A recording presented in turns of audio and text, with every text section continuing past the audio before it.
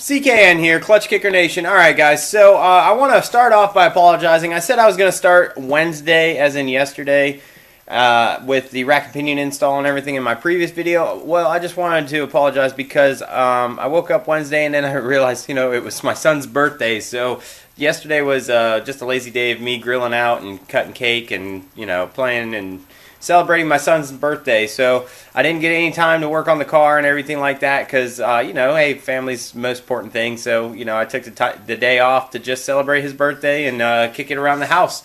So today's Thursday. I'm going to go ahead and get started on this rack and pinion and everything.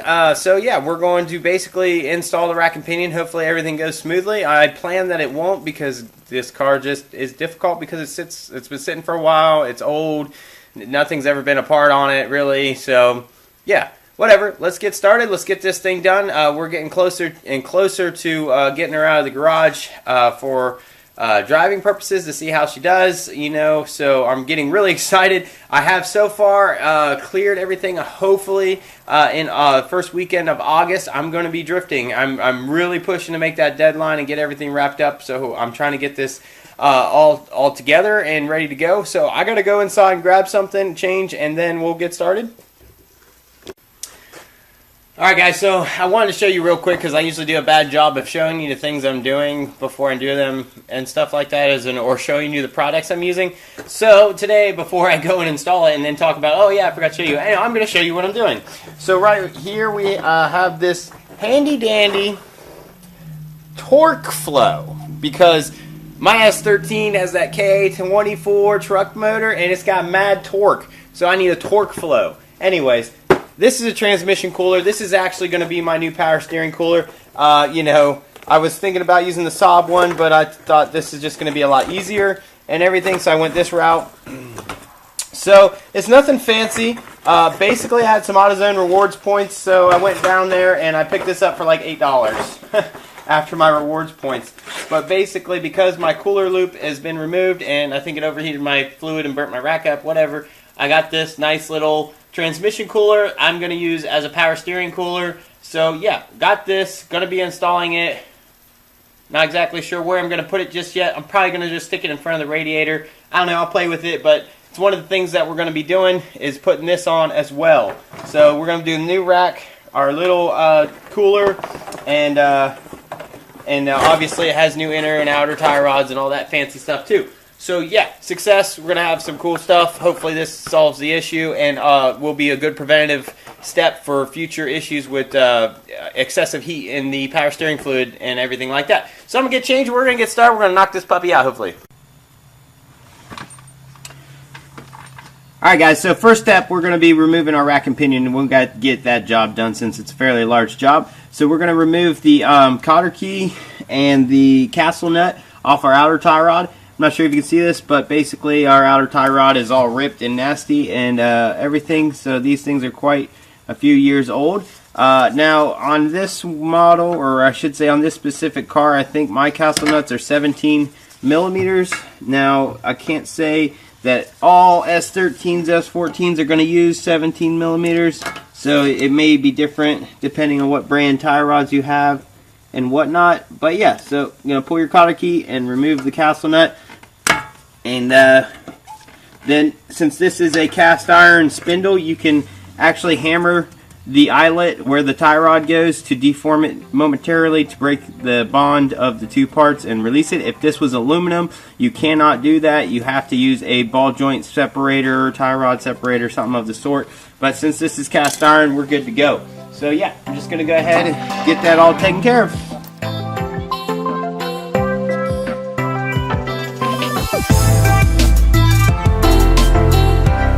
Alright guys, so now I got both sides of the tie rods off and everything like that, and I can say, I can almost guarantee that my issue is with the rack, because even with the hubs and everything and the car off, it is very notchy. It is not smooth at all or anything like that, so I'm really hoping that this fixes my problem with this power steering, because that was the #1 reason why this car wasn't driftable, is because the power steering was so inconsistent. It was very notchy at times, yet smooth, so I'm almost positive it's going to be fixed when we put this rack in. Now I just wanted to make note, since the next step require us to basically disconnect the shifter. Hey, we're doing a rack and pinion today, and we're going to take our shifter off. anyways, correction, since it's going to require us to take the steering shaft linkage apart from the rack and pinion, it's good practice to go ahead and, before you disconnect everything, see how many rotations of the steering wheel it takes to go from lock to lock. So basically, well, here, I'll just show you so you can get an idea of what I'm talking about in case you've never done this. Because the idea here and what we're going to achieve is we're going to know how many rotations it is from one lockout to the other, so we can know when the steering wheel and everything is centered. So if we go all the way left till it won't go anymore, it makes a happy face basically. If you can see this, it makes a happy face basically. So we're going to count how many rotations it goes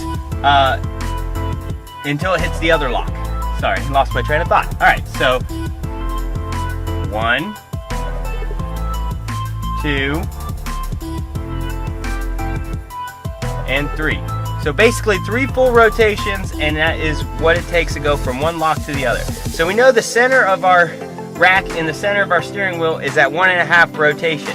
So 1.5. And then we basically eyeball it. So what I do in this case is I'm going to pull the key and lock it, which will put it off just a few degrees, but it won't allow the steering wheel to spin or change much. And I know all I have to do is just turn it to the right until it's straight. And then I know I'm at my 1.5 degree mark. So the steering wheel will be centered, and then I'll center the rack before I install it. And hopefully I'll get it right the first time. If not, I'll have to play with it to make a small adjustment. But basically I will show you, if you watch carefully, you may pick this up. But right there, it got real easy. Hard, hard, hard, hard, easy, hard, hard, hard, hard, easy. So that's the notchiness I'm talking about, easy. It's like real lumpy. It's not smooth at all. Real easy, hard, hard, hard, hard, hard, easy. So yeah, so that's the problem I'm having, and I was having that with power steering and everything. It was really bad, and I'm pretty sure it's because I destroyed the rack, because I basically neglected it. I'm not gonna lie, running it with over temp fluid probably while drifting, not having proper inner tie rod boots to protect it from the salt and corrosive water and dirt and all that is Ohio during winter. I'm gonna say I messed it up. Whatever, I'll own that. That's fine. We're fixing it today. Alright guys, so now we're going to go ahead and remove our power steering lines. So we have our return line and our pressure line. So the return line's a 17 millimeter, and the feed line or pressure line is a 17 millimeter. So yeah, I sprayed them with some PB Blaster, and then you just break them loose and take them out. Put a drip pan under there so you don't make a mess. And I grabbed the wrong wrench. Need this wrench. Alright, let's get to work.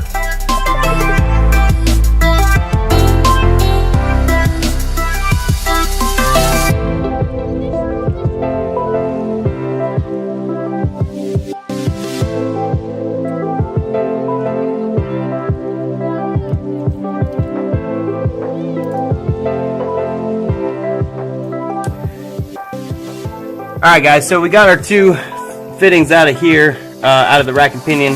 Hopefully you can see those. We got our 2 fittings out, so that's good. So now we're going to move underneath the car and try to get our steering shaft knuckle bolts, securing bolts out. And once we get that and the steering column separated from the rack, then we'll just move on to the mount bolts. I apologize ahead of time for the crappy video. I broke my tripod. I got a new one coming, so all I have really is a head mount. I don't know how this is gonna work out underneath the car, but we're gonna try it.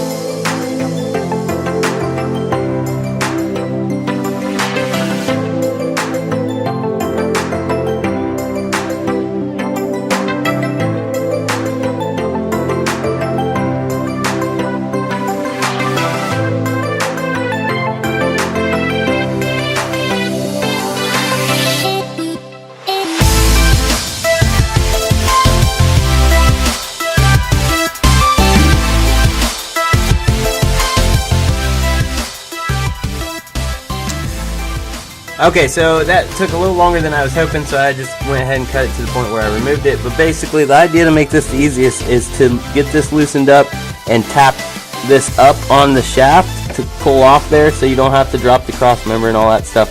Because the idea is just to get this steering coupler removed.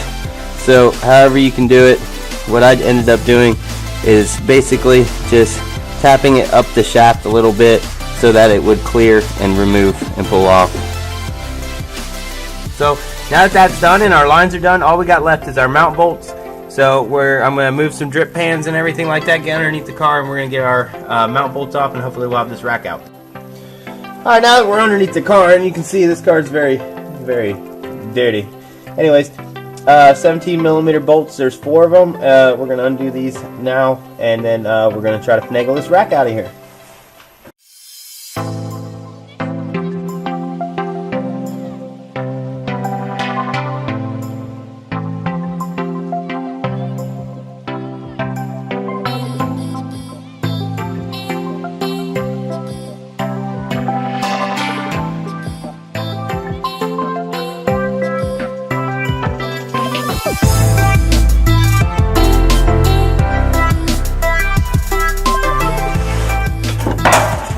Alright, there's our rack, nice filthy, and if you can see this, I mean, it's a piece of crap. So yeah, there we go, she's out. Yay! Alright, so sadly I'm all out of gloves, and this is really a dirty mess, but yeah, so step 1 complete, remove your rack. Alright guys, let me get the new one.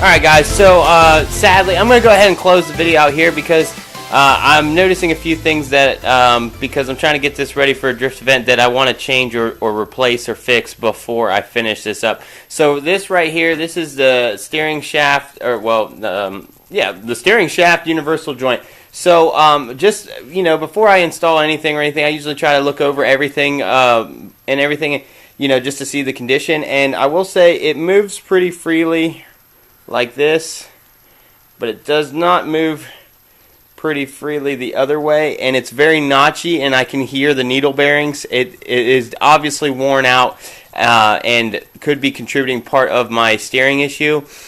Also, even though I said it, I made a rookie mistake. I forgot to center the rack. It's not a problem. I can do it inside the car, but it's a little more difficult because I don't have as much open space.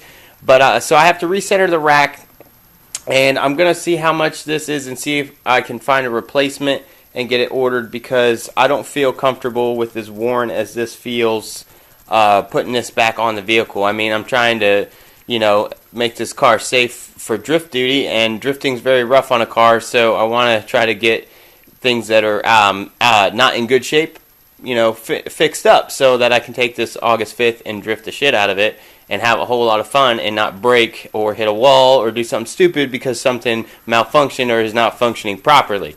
So yeah, so I'm going to close this video out. Hopefully this it was a little entertaining, helped you out if you were removing your rack and pinion. And we will pick this up tomorrow, hopefully, because I can get everything situated and replace this at a later date, so I can get all the tie rods hooked back up and everything. Sadly, until I get this part, I will not be able to put it on the ground and take it out of the garage. So we'll move on to doing some other things. Also, the power steering high pressure line was seized, and I ended up breaking the line, but I bought that at AutoZone. It has a lifetime warranty, so hopefully they don't give me any trouble. I'll just have to go and get one from them.